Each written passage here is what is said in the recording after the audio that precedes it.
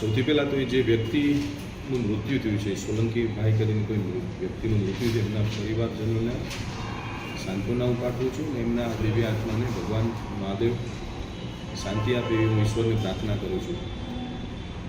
Electronic મીડિયાના માધ્યમથી મારા ધ્યાનમાં વિષય આવ્યો છે અને સવારે પણ મારા ધ્યાનમાં મને બોર્ડના એન્જિનિયરો દ્વારા કહેવામાં આવ્યું હતું.